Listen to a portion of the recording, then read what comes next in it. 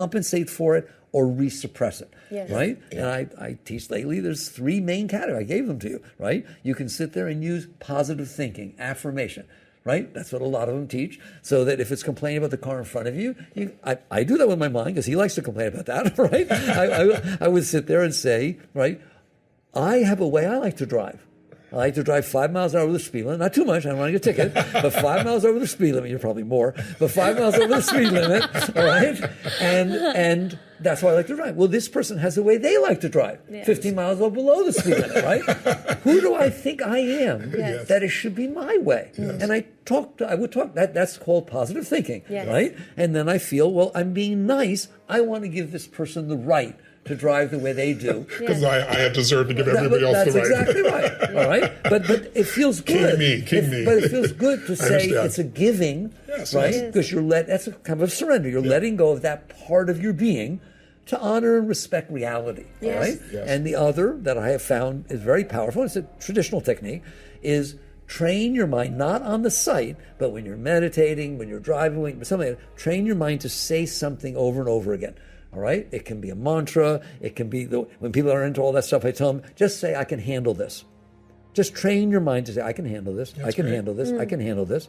Then when something takes place that tries to pull your consciousness, your awareness into that negativity, you'll find this is still going on because it's a habit. The mind's full of habits, isn't it? Yeah. You made a good habit. So now you have a choice. Cool. Put your consciousness on the noise or put your consciousness on the the mantra, the higher mind, the higher thing, right? Yeah. And that works too. So now that you've moved your consciousness, instead of having to change the mind, right? The mind is free to release. The whole idea is releasing, because when you let it release, it's releasing the stuff that made it be like that. Yeah. And all of a sudden, over time, right, you'll start to be happier for no reason. Yes. But of course, there's a reason. You're not carrying the garbage inside of you. Yes. And you got a new set of habits. Yeah, you have things that are supporting to relax and let go. Supporting you, right? Yeah. But ultimately, as I get in, it's relaxation. Yes. Ultimately, you can use all these techniques, but when you really are getting there, you just relax. Keep your hands off. It's judo, right? Something attacked you, let it go. Yeah. Right? It's a whole blade of grass versus the oak tree. Yes. A hurricane can't rip off a blade of grass, but it can break an oak tree. That's right. And that's what surrender means. Surrender does not mean not doing your best at what you're doing and not being competitive and all that kind of stuff. It doesn't mean that. It means, are you willing to let go of your resistance to whatever life is offering you? One, to what's going on outside, and your resistance to letting go of the thing that's ruining your life, which is the stuff you stored inside. Yeah. Like people get divorced, okay? It happens. People get divorced. Relationships don't work. But they don't really get divorced. They keep having the same argument going on inside their mind for years, right? They're afraid to go to a party where their ex is.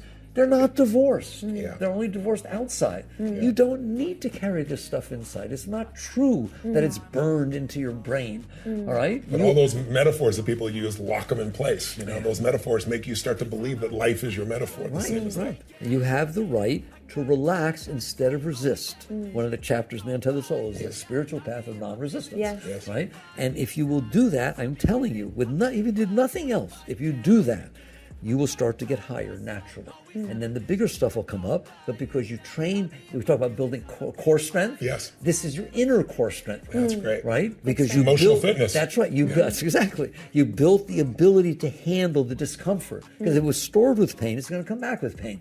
But would you rather have the pain stay in there? Or get it over with? No pain, no gain. That's your world. No, not always. Sometimes you can do it without the pain. I don't think it's always have to be pain. Working out. I get it. The one chapter in Untethered Soul that served me so greatly was, and I actually recommend, when we give the book, I literally will say, start with chapter 17, the chapter of death. And for myself, it was so profound reading that chapter, and it completely shifted how I relate to life.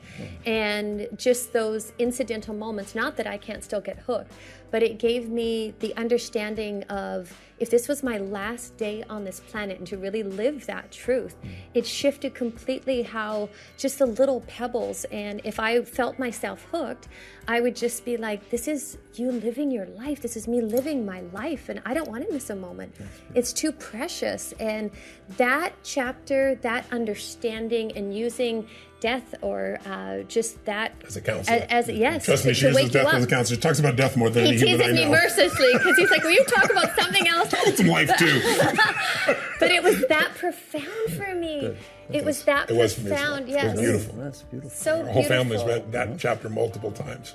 And it just brings life, the preciousness of life. Sometimes when we get caught up in our mind or thoughts get in the way, to actually just let it go and to connect to the dearness. It was such a beautiful, profound chapter, Mickey. So I'm interested in the course. I love that you all took the course. Yes. Like, to me, I've written the books, they're popular and so on. Mm-hmm. The course was the first time that I had the time to say what I want to say. I'm Yes. normally talking in an hour, a long hour and a half, something like that, Yeah. right? And you see what I did and Yes, laying it it's down genius. logically Yes. through. What affected you all most? What did you get the most from the course? Which of the sessions? Yeah, I think there are so many pieces, but I think one of the first things is the one I mentioned earlier, which is really realizing that I do it too. That there are times when the inside doesn't feel good, frustration, whatever it is, and then I'm looking to fix things on the outside, and I'm good at that. But I also know the futileness of that in the end because none of that lasts, right? So I just the awareness of that alone, so that I've caught myself starting to do that. And go, no, let's stay right here, right now. And then when you say relax, I had to create something, I'm an achiever like you are, but you've had a different lifestyle. And so my idea of relax is, how the hell do you do that shit? So for me, it's taking the breath. It's just taking the breath and slowing it down. Because when it slows down, it doesn't have the urgency that makes things grow or makes them bigger than they are. And the other thing I think I realized was, and I had realized this before, but I found it in a different way, was, the perfection. I've always known, like when I stand up and speak or someone stands up and they're in need, it's done when I stand up, and that's not an ego thing. It's not me. It's like it comes through me. I just know if they're standing up in this moment, it's done. And then it unfolds and I see where it is. But that's true when I'm serving others, but I don't know if that's true. I use that so much everywhere else. I began to realize just how cheap my happiness was because I have all these rules. I have all these companies and people and things that are going on. And you've run a very large company, and I've got 54 companies now, to give you an idea, and 1,400 employees. And so what are the chances if I pick up my phone right now that somebody's messing up, if my definition of messing up is doing different than I think? There you go. So I realized all it took for me to be unhappy was I don't have it here, thank God, it was my phone, right? I can pull that thing up, that's cool, oh, shit, and we ride that road that, I think the average person I read the other day looks their phone 86 times a day, and they're under 30, it's 127. I don't know how they come up with these numbers, but that's what they've averaged.